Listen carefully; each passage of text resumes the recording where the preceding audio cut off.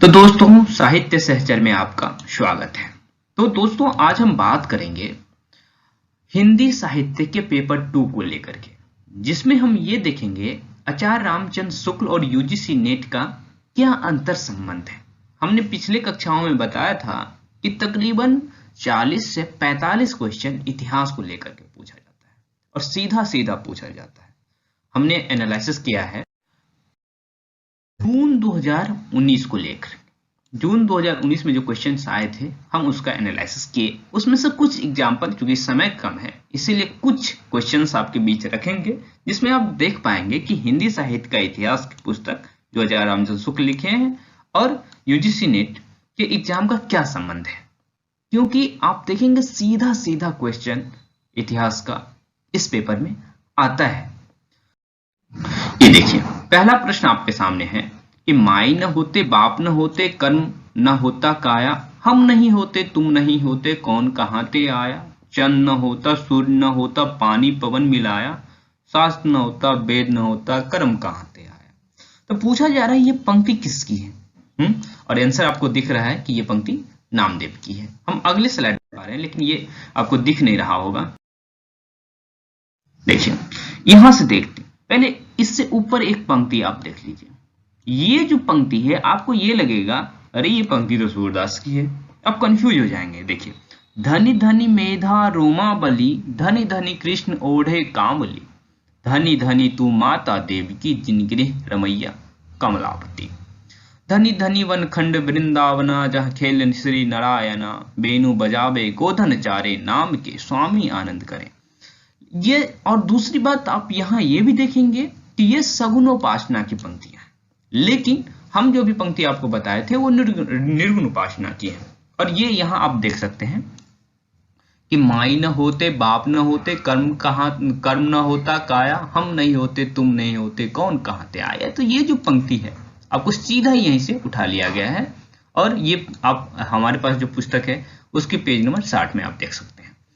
अब सोच रहे होंगे कि इससे और क्या पूछा जा सकता है, और पूछा जा सकता है और बाकी जितनी पंक्तियां आपके पास अवेलेबल है, ठीक है, उसमें आपको जो अच्छा लगता है, हिंदू पूजे देहरा मुसलमान मस्जिद, नामा सोई सेवियां जहां देरा न मस्जिद। तो देख रहे हैं किस तरह से ये पंक्तियां बहुत अपने आप में फेमस लग रही है और आप मार के आ जाएंगे कबीर का है, लेकिन आपको बहुत अच्छे से ध्यान देके पढ़ना होगा। देखिए, पांडे तुम्हारी गायत्री लोढ़े का खेत खाती थी। अब बताइए, ये आपको बिल्कुल लगेगा कि ये कबीर की पंक्ति है, लेकिन ये पंक्ति जो है नामदेव की पंक्ति है। तो इस तरह से पूछा जा सकता है और आराम से आप कबीर आंसर करके आ जाएंगे, या फिर ये आ गया तो आप सूरदास आंसर करके आ जाएंगे।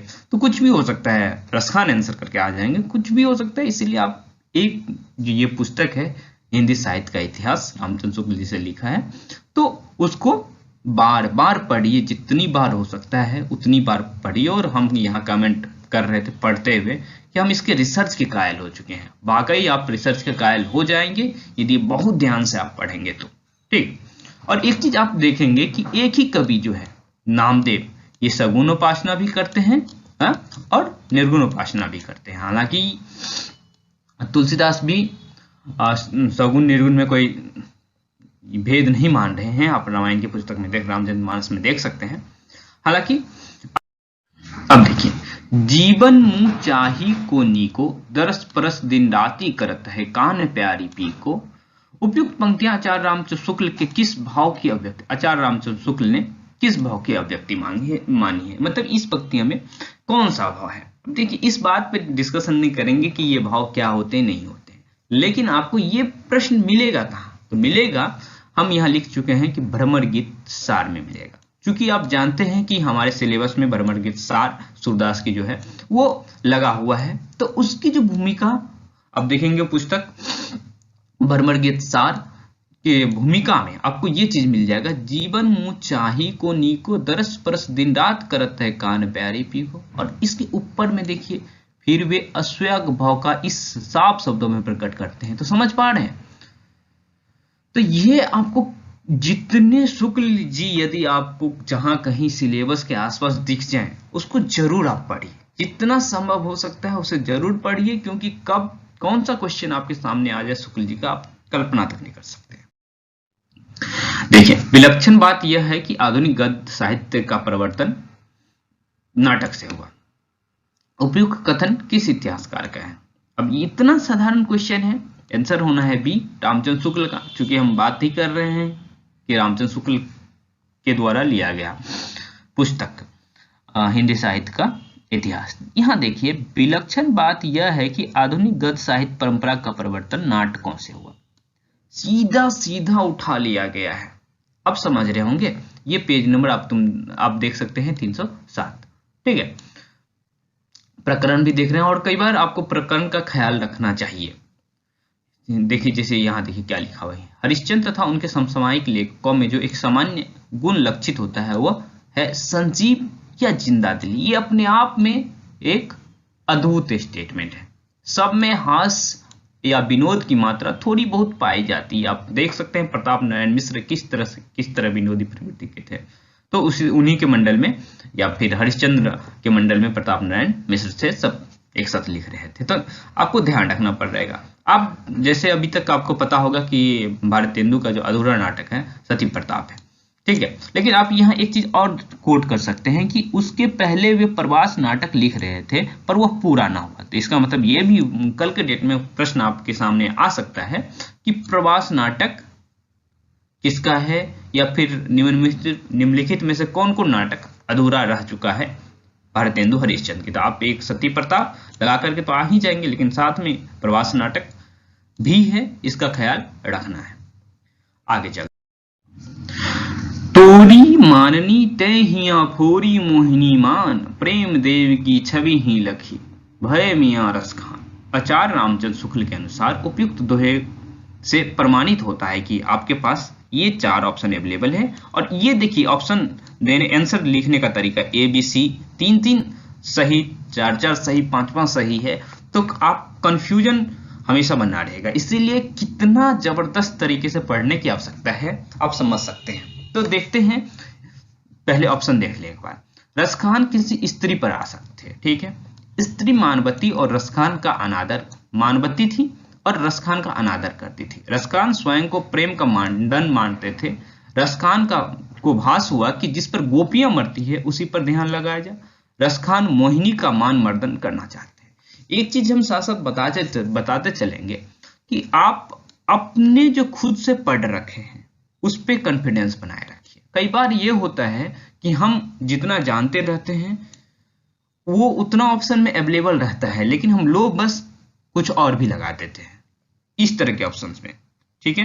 तो आपको इस सार से बचना है कि हम जितना ही जानेंगे उसी के आधार पे आंसर लगाएंगे, ना कि हम कई बार जानते हुए भी हम गलत कर देते हैं। तो देखते हैं आगे ये इसमें कि तोरी माननी ते हिया फोरी मोहिनी मान, ये हम आप यहाँ देख पा रहे हैं कि यहाँ है। इससे पहले आप देखिए क्या लिखा है, प्रेम वाटिका के इस दोहे का संकेत लोग इस घटना की ओर बताते हैं। तो इसका मतलब इसका एक्सप्लेनेशन हमें ऊपर मिलेगा, ठीक है। तो आप यहाँ देखिए, जिस तरह से हम कहते हैं जिस स्त्री पर वे आसक्त थे वह बहुत मानवती और इसका अनादर करती थी। पहला इसका मतलब सही है, सॉरी दूसरा इसका मतलब सही है, और पहला भी सही है क्योंकि देखिए किसी स्त्री पर आसक्त थे, बात सही है। उस स्त्री मानवती थी और रसखान का अनादर करती थी, दूसरा भी सही हो गया। आगे भी चलते हैं। एक दिन ये श्रीमद् भागवत का फारसी तर्जुमा पढ़ रहे थे। उसमें गोपियों के अनन्य और अलौकिक प्रेम को पढ़ इन्हें ध्यान आया कि उसी से क्यों न मन लगाया जाए जिस पर इतनी गोपियां मरती हैं। आप ऑप्शन नंबर डी देखिए, रसखान को भास हुआ कि जिस पर गोपियां मरती है उसी पर ध्यान लगाया जाए। तो इस तरह से आप देखेंगे डी भी सही है। तो कितने यूजीसी कहां तक पहुंच रहा है आप समझ सकते हैं, एनटीए की पहुंच कहां है।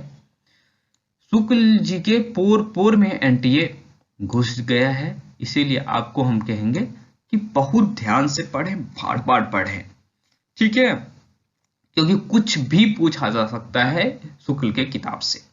जैसे आगे आप, ये हिंदी के प्रधान आचार्यों में माने जाते हैं और इनका भाषा भूषण अलंकार ग्रंथ एक बहुत ही प्रचलित पाठ्य पुस्तक है। रामचंद्र शुक्ल ने उपयुक्त बात किस रीतिकालीन कवि के विषय में कहा?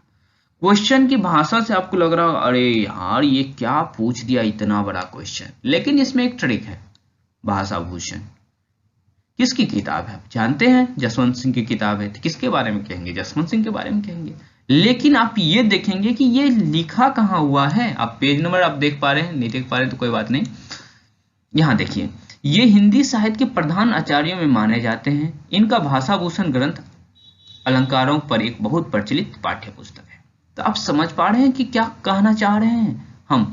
तो यही ये चैप्टर लाने के, ये एक्सरसाइज लाने के पीछे यही कारण था कि आप बहुत गौर से रामचंद्र शुक्ल को पढ़ें।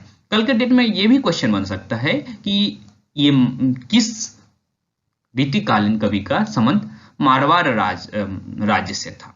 तो क्वेश्चन कुछ भी आ सकता है, इसलिए बहुत पढ़िए। आगे चलते हैं।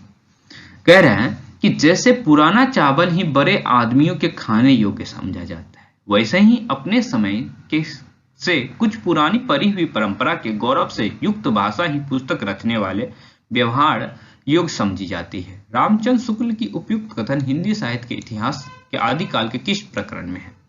अब देखिए सीधा सीधा शुक्ल और उनकी पुस्तक जिस हिसाब से लिखा गया है उसी हिसाब से प्रश्न पूछ रहा है। तब मतलब हम यही कह रहे हैं कि पढ़िए, इस किताब को कितना बार पढ़ना पड़ सकता है आप समझ नहीं सकते, और किस किस तरह की सब पढ़ना पड़ सकता है, मतलब आपको चैप्टर का नाम तक याद रखना है। ठीक है, तो यहाँ देखिए कि जैसे पुराना चावल ही बड़े आदमियों के खाने योग्य समझा जाता है, वैसे ही अपने समय से कुछ पुरानी पढ़ी हुई परंपरा गौरव से युक्त भाषा की पुस्तक रखने। समझ पा रहे हैं। यहाँ कल के डेट में हो सकता है कि आगे की पंक्तियां पूछ ले, कुछ भी हो सकता है। एक चीज वैसे एक मजाक का विषय ये है कि बासमती चावल जो हम लोग खाते हैं वो बहुत पुराना जब होता है तो और मजा देता है। वैसे शराब भी जब पुरानी होती है तो मजा देता है। बस वो सब मत करने लगिएगा, जब आएगा 40,000 तो फिर। यदि प्रबंध काव्य विस्तृत वनस्थली है तो मुक्तक चुना हुआ गुलदस्ता। बिहारी के संबंध में उपयुक्त कथन किस आलोचक कहते हैं। आंसर तो रामचंद्र शुक्ल होना है यदि ऑप्शन है तो, क्योंकि हम उसी विषय पर बात ही कर रहे हैं। लेकिन है किधर, हमें देखिए कहां मिल जाएगा। इसमें तो रस के ऐसे छींटे पड़ते हैं जिनसे हृदय कालिका थोड़ी देर के लिए खिल उठती है। मतलब जब आप ये इतिहास की पुस्तक पढ़ रहे होंगे तो आपको लगेगा कि एक महाकाव्य पढ़ रहे हैं जिसमें आनंद ही आनंद है। तो इस आनंद का अनुभव आप कर सकते हैं किताब को समझ करके। तो देखिए इसमें तो रस के ऐसे छींटे पड़ते हैं जिसमें हृदय कालिका थोड़ी देर के लिए खिल उठती है। यदि प्रबंध काव्य एक विस्तृत वनस्थली है तो मुक्तक एक चुना हुआ गुलदस्ता। सामान्य ऐसे पूछ लेता है। जैसे देखिए यहां प्रश्न आ सकता है, जिस कवि में कल्पना की समार शक्ति के साथ भाषा की समार शक्ति जितनी अधिक होगी उतनी ही वह मुक्तक की रचना में सफल होगा। सीधा प्रश्न आपसे यही पूछ सकता है कि बिहारी के विषय में ये कथन किसका है। ठीक है, तो आपको ख्याल रखना है। आगे चलते हैं। कहते हैं कि आचार्य रामचंद्र शुक्ल ने प्रिय प्रवास की निम्नलिखित में से किस विशेषता का उल्लेख नहीं किया है। नहीं किया है, इस पे ध्यान देना है। अब समझ रहे हैं कि प्रिय प्रवास, कुछ लोग ऐसा होंगे जो खोजने निकल जाएंगे सिलेबस में जो प्रिय प्रवास लगी हुई उसकी भूमिका में, लेकिन ऐसा कुछ नहीं है। आपको यही मिल जाएगा इसी इतिहास की पुस्तक में, प्रकरण 3 आधुनिक काल का काव्यखंड नई धारा में। ठीक है, पेज नंबर आपका हो सकता है अलग हो जाए, लेकिन आपको सब मिल जाएगा। ये देखिए यहां देख रहे हैं कि 1914 का जिक्र करते हुए प्रिय प्रवास नामक उनका बहुत बड़ा काव्य प्रकाशित हुआ। ये बात तो लिख रहे होंगे। अब जहां तक हमारे ऑप्शंस का सवाल है तो एक बार ऑप्शन देख लें। अधिकतर पदों में बड़े ढंग से हिंदी अपनी चाल पर चलती दिखाई पड़ती है। ठीक है, कोई बात नहीं। इसकी कथा वस्तु के अच्छे प्रबंध के लिए पर्याप्त है। यह काव्य अधिकतर भाव व्यंजनात्मक और वर्णनात्मक है। हिंदी का है तथा है, था, किया, दिया ऐसा दो एक क्रियाएं के भीतर ही सिमट रह जाना पड़ा। हिंदी को है, था, किया, दिया ऐसे दो एक क्रियाओं के भीतर सिमट कर रह जाना पड़ा। अब देखते हैं कि क्या आंसर नहीं हो सकता। ठीक है, तो एक चीज देखते हैं, यहीं से प्रिय प्रवास का जिक्र है तो आपको पहले यहां से लेके यहां तक पढ़ना चाहिए। देखिए कितने ये एक प्रश्न के लिए यूजीसी ने कितना कवर किया है, यहां से लेके यहां तक। ये देखिए पहला जो है हमारे पास, यहां देखिए हिंदी को है, था, किया, दिया, ऐसी दो एक क्रियाओं के भीतर ही सिमट कर रह जाना पड़ा। बात है कि ये आंसर जो है होगा नहीं, बात फाइनल है। अब देखिए सर्वत्र यह बात नहीं है, अधिकतर पदों में बड़े ढंग से हिंदी अपनी चाल पर चलती दिखाई पड़ती है। एक अपने आप में कंट्राडिक्शन है, लेकिन हमको अभी क्वेश्चन पे बात करना है, इसलिए हम उस कंट्राडिक्शन पे बात नहीं करेंगे। ये भी सही, मतलब स्टेटमेंट सही है लेकिन आंसर सही नहीं है। आंसर में हमको चूंकि बताना है नहीं, तो हम खोज रहे हैं नहीं क्या हो सकता है। यह काव्य अधिकतर भाव व्यंजनात्मक और वर्णनात्मक है। बात देखिए, यह काव्य अधिकतर भाव व्यंजनात्मक और वर्णनात्मक है। जो भाषा शुक्ल ने लिख दिया वही भाषा यूजीसी नेट की है। कृष्ण के चले जाने पर ब्रज की दशा का वर्णन बहुत अच्छा है। विरह वेदना से क्षुब्ध वचनावली प्रेम की अनेक अंतरदशाओं की व्यंजना करती हुए बहुत दूर तक चली जाती है। जैसा कि इसके नाम से प्रकट होता है कि इसकी कथा वस्तु एक महाकाव्य क्या अच्छे प्रबंध के लिए भी अपर्याप्त है। लेकिन आंसर क्या दे रखा है, पर्याप्त है। इसका मतलब क्या हुआ, हमारा बी ऑप्शन जो है हमारा सही हो जाएगा। ठीक है,